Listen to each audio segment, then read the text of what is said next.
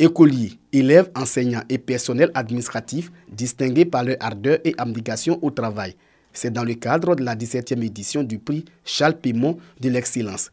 Un prix qui récompense chaque année en début de rentrée scolaire les meilleurs élèves et enseignants du secteur pédagogique d'Atigua-Kourou. De même, des acteurs sociaux qui œuvrent au développement local et à la cohésion sociale. Initiateur du prix, Charles Pémon, cadre et fils de la localité. La remise des lots aux bénéficiaires a réuni les autorités locales et la communauté éducative à Bofabo, village de la commune d'Atigua-Kourou.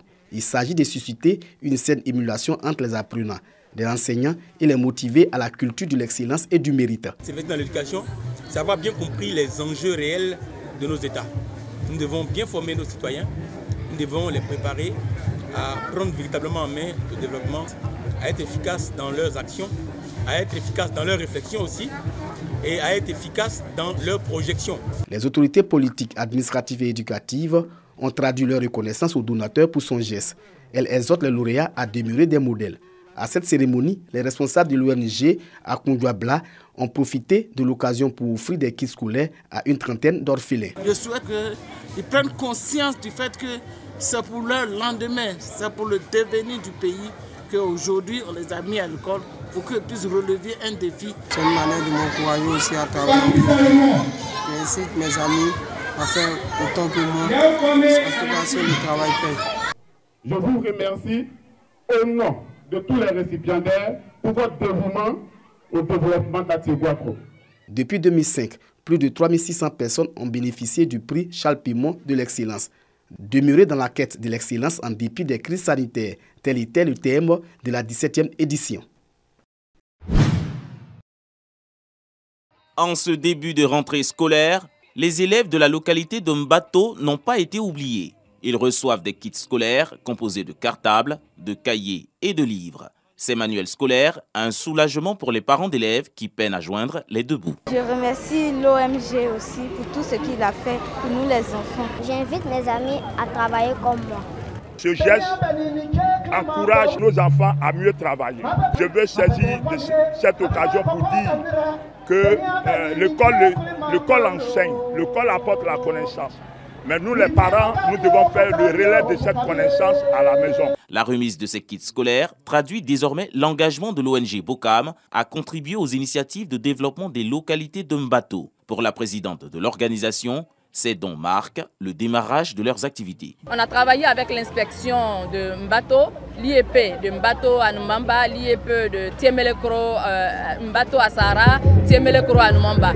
Et c'est grâce à eux qu'on a pu avoir ces élèves. C'est une fierté pour nous aujourd'hui de sensibiliser nos frères, nos amis, les gens de la ville de Mbato à pouvoir envoyer les enfants à l'école. Cette action entend améliorer les conditions d'études de ces enfants, mais aussi inciter les parents à la scolarisation. Après s'être réjoui de cette initiative, la mutuelle de développement de Mbato dit adhérer aux idéaux de l'ONG. Je suis là pour faire le vaccin, pour éviter que mon bébé puisse avoir la maladie, la rougeole, ça tue. Cette jeune fille mère habite à Gaoui-Koubé, un village à Tchan dans la commune de Port-Boué. Comme elle, cet homme s'est dépêché de conduire sa fille sur le site de vaccination où il a reçu sa dose contre la rougeole et la rubéole. Dans ce village, les parents dont les enfants ont l'âge que cible la campagne nationale de vaccination contre ces deux maladies se sont fait le devoir de répondre à cette offre vaccinale gratuite qui met à l'épreuve leur responsabilité de parents.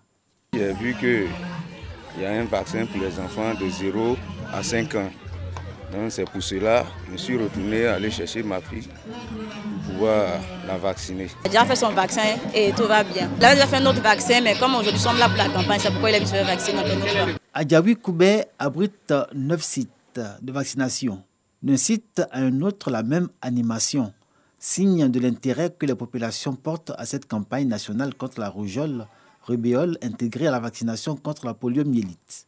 Le programme élargi de vaccination PEV, le comité de veille sanitaire de la société civile du district sanitaire de Port-Boué-Vridi et la municipalité ont réussi la sensibilisation et gagné le pari de la mobilisation des populations. Nous avons eu plusieurs rencontres avec les différentes autorités locales et lors de ces occasions-là, nous avons lancé donc, des appels à mobilisation Et nous avons demandé que chaque leader soit un ambassadeur auprès de la communauté en vue d'une forte mobilisation pour que cette campagne soit une véritable réussite.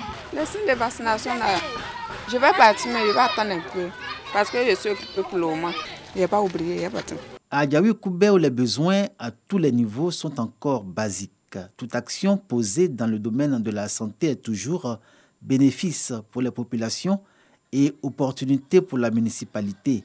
Les questions de santé sont inscrites au rang de priorité dans l'élaboration du budget de la commune. Adjawi-Koubé était un petit village. Et ce petit village est devenu une grosse contrée avec plus de 60 000 âmes. La précarité est de mise. Et cette précarité permet aux pathologies infectieuses de prospérer. Alors, il était important pour nous, en tant qu'autorité municipale, d'enrayer ce mal. Voilà pourquoi nous avons construit ici même un centre de santé. Mais aujourd'hui, le ministre nous fait l'honneur de venir lui-même faire le lancement d'une campagne de vaccination qui permettra très certainement de protéger ces nombreux enfants. Si Adjawi-Koubé a montré une adhésion massive et entière à la campagne nationale de vaccination contre la rougeole, rubéole et la poliomyélite, c'est que le village voulait se montrer digne. Avoir été choisi au plan national pour le lancement de la dite campagne, il lui fallait relever le défi de la mobilisation. Et Adjawi a réussi son pari, comme l'a fait observer le ministre de la Santé, de l'Hygiène publique et de la couverture maladie universelle. Durant toute cette campagne qui s'achève, Adjawi-Koubé promet de maintenir le cap. Mieux vaut prévenir que guérir. Nous avons regretté ici 2 cas de décès d'enfants. Et ce n'est pas fortuit que le regard soit porté vers notre village. Il y a des PDF, c'est-à-dire les prêts à diffuser que nous communiquons à travers nos radios de proximité qu'on appelle Adjawi-Koubé, Adjawi-Ndjekwale, radio de paix du village. Et le message est relayé, les musulmans, les chrétiens. Les Ivoiriens ont compris que le gouvernement et à la tête du gouvernement, le chef de l'État et son Premier ministre tiennent à leur bonne santé, à leur offrir les moyens donc de vivre mieux. Et c'est ce message-là que je suis venu donner. Et j'ai senti l'adhésion et l'engagement des populations donc, à suivre ce message. Nous devons tous aller à la vaccination. Je pense que nous ne devons pas écouter ce qui se dit dans les réseaux sociaux, surtout qu'on a les moyens de vérifier donc, ces informations qui sont complètement fausses.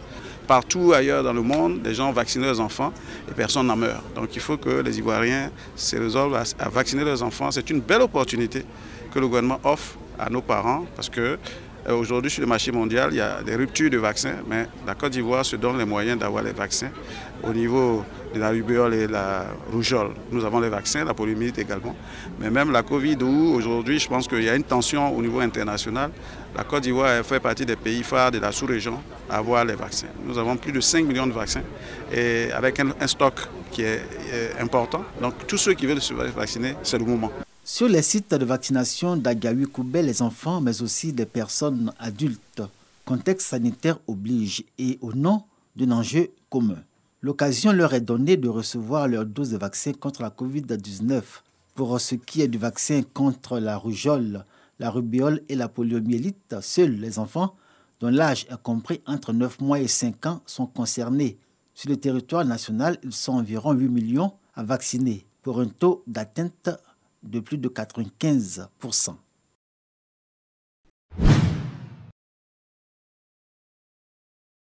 Activité de salubrité de la jeunesse du quartier Nembo, Boaké, soutenue par d'autres associations de jeunes. Ici, au lycée moderne de Nembo, à l'aide de machettes, les jeunes s'activent à débroussailler le sous-bois, un espace au sein de l'établissement. Il s'agit de rendre la zone accessible et propre. Chaque année, nous venons nettoyer ici les écoles de notre quartier. La semaine passée, nous étions à l'école Nembo 4. Aujourd'hui, c'est ici. La semaine prochaine, nous serons à la maternité. Donc, on a l'habitude de le faire. Voilà, mais c'est de façon bénévole. L'activité démontre encore une fois depuis la maturité de la jeunesse de Nembo à travers cette deuxième édition. Nous avons estimé qu'il fallait venir les encourager, les féliciter. Et également aussi interpeller les autres jeunes de la région de Gbeke, du département de Boaké, à emboîter le pas à la jeunesse de Nembo.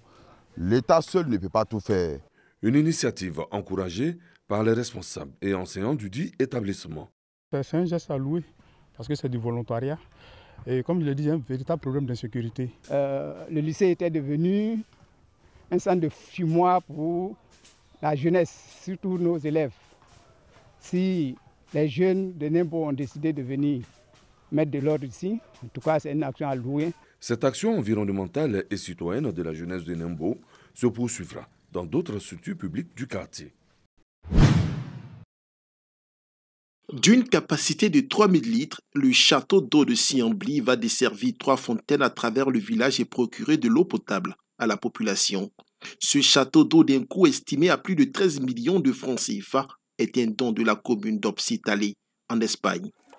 Ce don est l'initiative d'une fille du village, danseuse de Thématé, Chantal Taou, résidant à Barcelone. L'acquisition de ce château d'eau est une réelle bouffée d'oxygène pour les femmes de Siambli, car obligées de parcourir de longues distances pour se procurer de l'eau dans les marigots, a indiqué Baker, le président de l'entente pour le développement de Siambli. On comprend donc la joie de ces femmes à travers ce chant de réjouissance.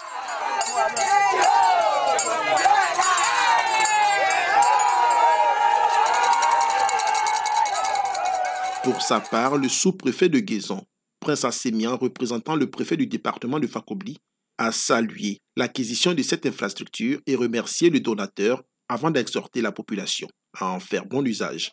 Une série d'activités sportives de femmes, d'hommes et même de masques traditionnels a mis fin à cette fête de l'eau potable à Siambli.